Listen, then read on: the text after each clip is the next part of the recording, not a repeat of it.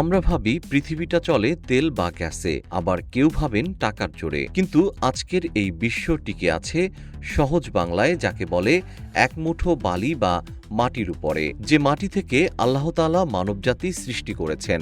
এবার এমনই এক মুঠো বালি মাটির জন্য ঠান্ডা লড়াইয়ে নেমেছে চীন আমেরিকা। আর এই যুদ্ধে একটু ১৯-২০ মানেই পৃথিবীতে নেমে আসতে পারে কিয়ামত। জীবন অবাক না করলে কে করবে? ২৮% মিল্ক ফ্যাটের অবাক করার সাথে ফ্রেশ মিল্ক পাউডার। জীবন অবাক করুক প্রতিদিন। এখন প্রশ্ন হলো, এক মুঠো বালুর জন্য কেন লড়াই? কারণ আপনার হাতে থাকা স্মার্টফোন থেকে শুরু করে বিশ্বের সবচেয়ে শক্তিশালী সুপার কম্পিউটার, কৃত্রিম বুদ্ধিমত্তার সার্ভার, আধুনিক যুদ্ধ বিমান, ক্ষেপণাস্ত্র, এমনকি পারমাণবিক অস্ত্র নিয়ন্ত্রণের হৃৎপিণ্ডই এই বালির তৈরি ক্ষুদ্র মাইক্রোচিপ। বালিতে থাকা সিলিকন ডাইঅক্সাইডকে রাসায়নিকভাবে বিশুদ্ধ ও প্রক্রিয়াজাত করে মাইক্রোচিপটি তৈরি করা হয়। অবাক করার মতো সত্য হল, অ্যাপল, এনভিডিয়া, এএমডির মতো বিশ্বের শীর্ষ প্রযুক্তি কোম্পানিগুলো নিজেরা এই চিপ বানাতে পারে না। তারা শুধু নকশা তৈরি করে। সেই নকশাকে বাস্তবে রূপ দেওয়ার ক্ষমতা এই পুরো পৃথিবীতে কার্যত একটি মাত্র প্রতিষ্ঠানের হাতে, টিএসএমসি বা তাইওয়ান সেমিকন্ডাক্টর ম্যানুফ্যাকচারিং কোম্পানি। যদি কখনো তাইওয়ানের উপরে কোনো বড় বিপর্যয় নেমে আসে, যদি টিএসএমসির উৎপাদন মাত্র এক সপ্তাহের জন্য বন্ধ হয়ে যায়, তবে পুরো পৃথিবীর টেকনোলজি চেইন ভেঙে যাবে। বিশ্বজুড়ে নতুন স্মার্টফোন, গাড়ি, মেডিকেল সরঞ্জাম উৎপাদন এবং ডেটা সেন্টারের কাজ রাতারাতি থমকে যাবে।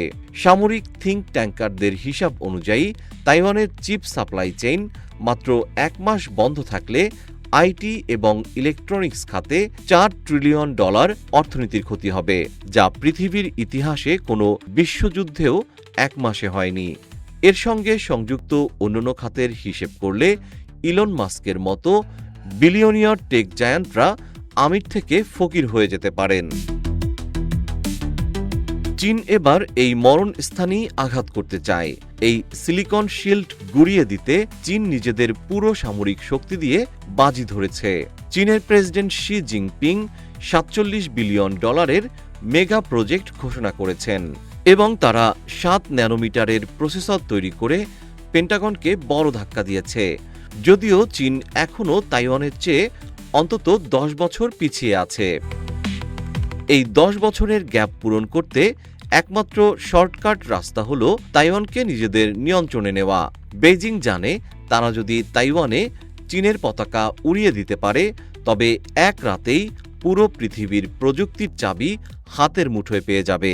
তখন আমেরিকা সহ পুরো বিশ্ব চীনের ইশারায় নাচতে বাধ্য হবে। তাহলে কি আমেরিকা সহজেই পৃথিবীর টেক সাম্রাজ্য চীনের হাতে ছেড়ে দেবে? উত্তর হল না। চীন যদি তাইওয়ান দখল করেও ফেলে, তাইওয়ানের চিপ ফ্যাক্টরি কোনোদিন দখল করতে পারবে না। কারণ আমেরিকা অলরেডি তাইওয়ানের চিপ ফ্যাক্টরির ভেতরে সেলফ ডিস্ট্রাকশন বা কোড বসিয়ে রেখেছে।